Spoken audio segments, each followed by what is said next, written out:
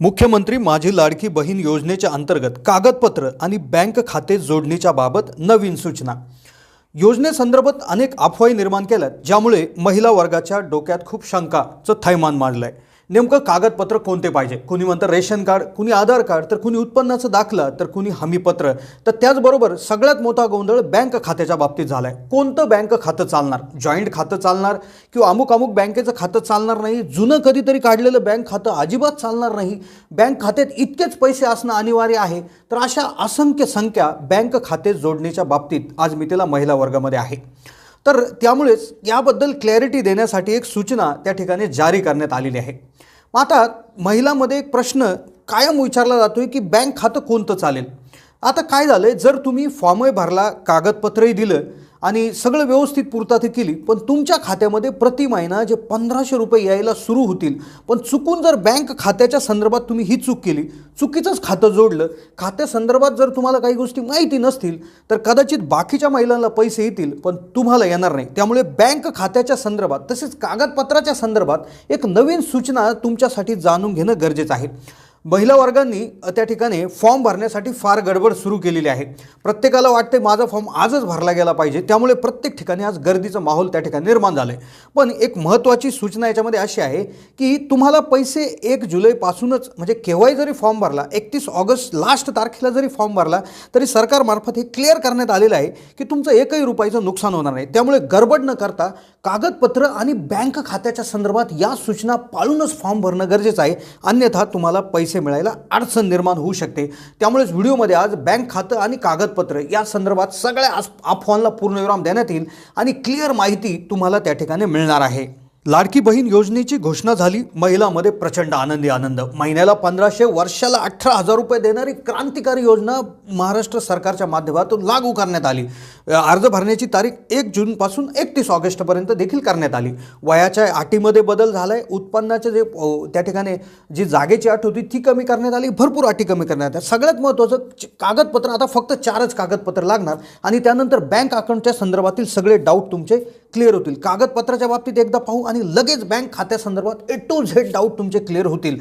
तुम्हाला बँक खात्याच्या संदर्भात कुठलीही डाऊट हा व्हिडिओ पाहिल्यानंतर राहणार नाही। कागदपत्र 4 लागणार। पहिलं लागणार आधार कार्ड, दुसरं 15 वर्षापूर्वीचा पुरावा, ज्यामध्ये तुम्हाला 4 ऑप्शन आहेत: डोमेसाईल सर्टिफिकेट, शाळा सोडल्याचा दाखला, जन्म दाखला, मतदान कार्ड किंवा रेशन कार्ड 15 वर्षापूर्वीचं चालू शकतं। तिसरं उत्पन्नाचा दाखला लागायचा, त्याऐवजी तुम्हाला पिवळं किंवा केशरी रेशन कार्ड तुम्ही देऊ शकता। आणि चौथं कागदपत्र लागन हमीपत्र।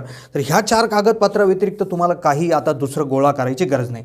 ॲपच्या माध्यमातून देखील तुम्ही फॉर्म भरू शकता किंवा तुम्ही तुमच्या जे काही सरकारी ऑफिसेस आहे, ज्यामध्ये अंगणवाडी असेल किंवा तुम्ही इतरही ठिकाणी जाऊन हे फॉर्म ऑफलाईन देखील भरू शकता। सगळ्यात महत्त्वाची गोष्ट फॉर्म भरण्याच्या बाबतीत सरकारने जाहीर केली ती म्हणजे हे फॉर्म भरणं अनिवार्य, म्हणजे विनामूल्य आहे। कुठलाही 1 रुपया त्यामध्ये द्यायची आता गरज नाही। त्यामुळे आता कुठलेही दलाल जे उपस्थित झालेले आहेत तर त्यांच्याकडे कुठलाही पैसे तुम्हाला द्यायची गरज नाही। हा फॉर्म भरणं पूर्णतः विनामूल्य आहे। कुणी म्हटलं आम्ही कागदपत्र काढून देतो, तुमचा फॉर्म लवकर भरून देतो, तर त्यासाठी पैसे देण्याची आता गरज नाही, तुम्ही तक्रारही करू शकता। आता सगळ्यात महत्त्वाचा डाऊट येतो बँक खात्याच्या संदर्भात। बँक खात्याच्या संदर्भात खूप प्रश्न आहेत। पहिला प्रश्न असा आहे की जुनं बँक खातं चालेल का? कोणत्या बँकेचं खातं लागेल? जॉईंट अकाउंट चालेल का? पोस्ट ऑफिसचं जे खातं असेल तर ते आपण जोडू शकतो का? खाजगी बँकेचे खाते त्या ठिकाणी चालतात का? नवीनच खातं उघडावं लागेल का? जर जुनं बँक खातं असेल त्यामध्ये काही पैसे डिपॉझिट करावं लागतील का? तर जनधन खातं चालेल का? खूप जुनं खातं आहे ते चालेल का? तर अशा A to Z शंकांची उत्तरे आपण आज डिटेल त्या ठिकाणी जाणून घेणार आहोत। हा व्हिडिओ पाहिल्यानंतर बँक खात्याच्या संदर्भात कोणताही प्रश्न तुमचा उरणार नाही। कारण काय होतं, खेड्या गावातल्या ज्या माता भगिनी आहेत तर त्यांना अजून माहिती नाही बँक खातं कोणतं चालतं, हे त्यांना कुणी सांगणार देखील नाही। त्यामुळे व्हिडिओमध्ये सर्व माहिती आपण सविस्तरपणे घेतोय। आता पाहूयात की फॉर्ममध्ये 10 नंबरचा पॉईंट आहे। त्या पॉईंटमध्ये तुम्ही जर बघितलं, अर्जदाराचं बँक खातं असलेल्या बँकेचा तपशील, त्यामध्ये बँकेचं पूर्ण नाव, बँक खातेधारकांचं नाव, बँक खाते क्रमांक आणि IFSC कोड। आता आपण अर्जानुसारच माहिती घेतोय, ज्यामध्ये आता ही कुठल्या अफवा क्लिअर होतील। आता IFSC कोड, आता हा नेमकं कोणता कोड असतो, आता याचा प्रश्न लोकांना पडलाय। मग आता बँक खात्याच्या संदर्भात कोणतं बँक खातं चालेल? अशी बँक जी भारतात, म्हणजेच नुसत्या महाराष्ट्रात नाही तर बघा, ज्या बँकेला आधार लिंक करण्याचा अधिकार आहे, जी बँक स्वतः आधार लिंकिंग करू शकते, मग ती बँक सरकारी असो किंवा खाजगी असो, ज्या बँकेला या ठिकाणी RBIच्या NPIच्या नियमानुसार तुमचा KYC करण्याचा अधिकार आहे, तुमच्या सगळ्या गोष्टी करण्याचा अधिकार आहे, आधार लिंक करण्याचा अधिकार आहे, अशी कोणतीही बँक ज्या बँकेला IFSC कोड आहे, अशा 2 गोष्टी ज्या बँकेला असतात, मग ती प्रायव्हेट असो किंवा सरकारी असो, ती बँक चालणार, त्या बँकेचं खातं चालणार.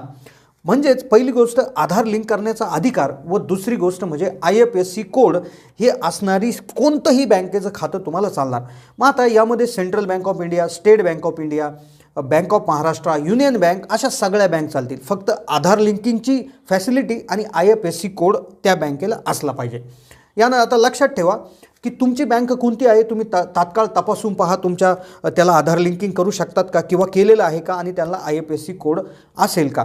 त्यानंतर आता दुसरा मुद्दा, खाजगी बँक चालेल का. तर आता खाजगी असो किंवा सरकारी असो, त्या बँकेला जर आधार लिंक करण्याचा अधिकार आहे आणि त्यांच्याकडे स्वतःचा IFSC कोड असेल तर ही बँक गॅरंटेड चालणार म्हणजे चालणार. तिसरा मुद्दा, जनधन खातं. जनधन योजनेमध्ये काढलेलं जुनं पूर्वीचं खातं चालेल का. तर होय, तुम्ही ज्या बँकेत काढले त्या बँकेला आधार KYC करण्याचा अधिकार जर असेल आणि त्यांच्याकडेही IFSC कोड असेल तर 100% हे बँक खातं चालणार आहे. चौथा मुद्दा, जॉईंट खातं चालेल का. आता फार कळीचा मुद्दा आहे. जॉईंट खातं चालेल, पण कसं चालेल यापूर्वी तुम्ही व्हिडिओला एकदा लाईक करून घ्या, कारण की जॉईंट खात्याच्या संदर्भात फार मोठा तिढा आता आहे. कारण की झालंय काय की जॉईंट खातं असेल पण ज्या अर्जदाराचा अर्ज तुम्ही भरताय तर त्या जॉईंट खात्यामध्ये त्याचं नाव 1 नंबरला असलं पाहिजे. म्हणजेच आता उदाहरणार्थ पती पत्नीचं अकाउंट त्या ठिकाणी आहे, जॉईंट अकाउंट आहे, पण पत्नीचं नाव त्या खात्यामध्ये 1 नंबरला असलं पाहिजे आणि तिथाच आधार नंबर त्या बँक खात्याला जॉईंट असला पाहिजे. बऱ्याच वेळा काय होतं, मुलीचं आणि आईचं खातं असतं, आईचा फॉर्म भरताय त्या जॉईंट खात्यामध्ये आईचंच नाव पहिलं असलं पाहिजे आणि आईचाच आधार नंबर लिंक केलेला असला पाहिजे. तर हे त्या ठिकाणी लक्षात घ्यायचं. 5वा प्रश्न, आता माझ्यापैकी म्हणजे माझ्याकडे कुठलंच अकाउंट नसेल तर मी कोणत्या बँकेचं खोलू. तर तुम्ही साहजिकच जिथं आधार लिंकिंग होऊ शकतं आणि ज्यांच्याकडे IFSC कोड आहे तिथलंच खातं उघडायचं आहे. 1 जुलै त्या ठिकाणी तुम्हाला 31 ऑगस्टपर्यंत लास्ट डेट आहे, गडबड करू नका. सगळ्यात महत्त्वाचं आता हे म्हणजे पोस्टाचं खातं चालेल का. तर पोस्टाचं खातं देखील चालतं, मी तर म्हणतो पळतं. महिलांकडे जर बँक खाते काढण्यासाठी पैसे नसतील तर त्याने सरळ पोस्टात खातं काढा, तिथं आधार लिंक होईल. IFSC कोड जर विचारला तर ते देखील देतील आणि सेंट्रल गव्हर्नमेंटकडून चालणारे हे खाते असल्यामुळे यामुळे हे 100% पोस्ट ऑफिसचं खातं देखील चालणार आहे. तर माझ्या मते आता सर्व गोष्टी तुमच्या क्लिअर झाल्या असतील. 2 गोष्टी लक्षात ठेवायच्या, ज्या बँकेत आधार लिंकिंग KYC सिस्टीम आहे आणि ज्यांचा IFSC कोड आहे ती भारतातली कुठलीही बँक त्या ठिकाणी तुम्हाला चालू शकते. फक्त तुमचा जो मिनिमम बॅलन्स आहे किंवा त्यांचे जी नियम आहे तर त्या नियमानुसार ते खातं ॲक्टिव्ह असण्याचं गरजेचं आहे, खातं निष्क्रिय असण्याचं गरजेचं नाही आहे. त्यामुळे ते देखील तुम्ही पाहून घ्या, खातं निष्क्रिय नसावं, खातं ॲक्टिव्ह असणं गरजेचं आहे. कशी वाटली माहिती कमेंटच्या माध्यमातून कळवा. चॅनलला नवीन असाल तर जरूर सबस्क्राईब करा. धन्यवाद.